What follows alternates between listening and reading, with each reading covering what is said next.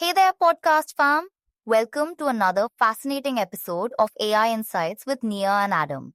I'm super excited because um today we're diving into episode 7 of our Paul Graham essays series, focusing on superlinear returns.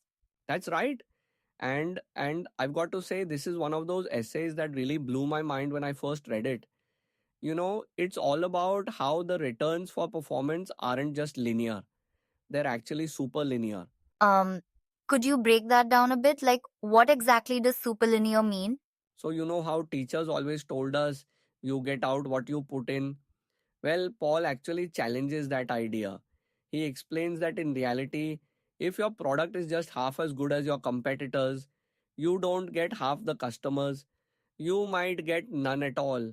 And and this concept applies to so many areas: business, fame, knowledge, even military victories. Oh wow, that's actually kind of mind-blowing. So what causes these superlinear returns? Right, so there are basically two main causes. First, you got exponential growth. Like, think about startups that can grow really fast. And second, there are thresholds, like in sports, where winning by a little or winning by a lot still counts as one win. That's fascinating. And I'm really curious about how this applies to learning. Oh man, learning is actually one of the best examples because knowledge compounds. The more you know, the easier it is to learn new things. Plus, there are these amazing thresholds in learning, like when you first learn to read, suddenly you can learn so many other things faster. So, what does this mean for ambitious people today? That's the really exciting part.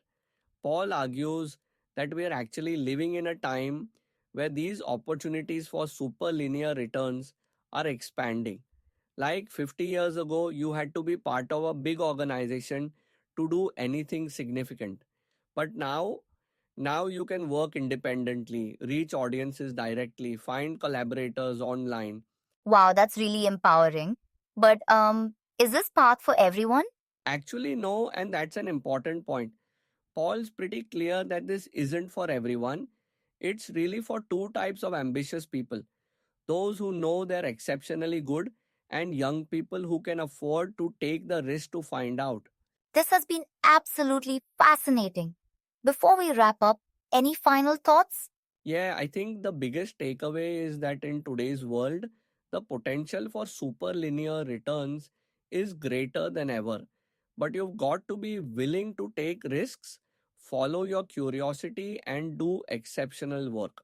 Thanks for tuning in, everyone. This has been AI Insights with Nia and Adam.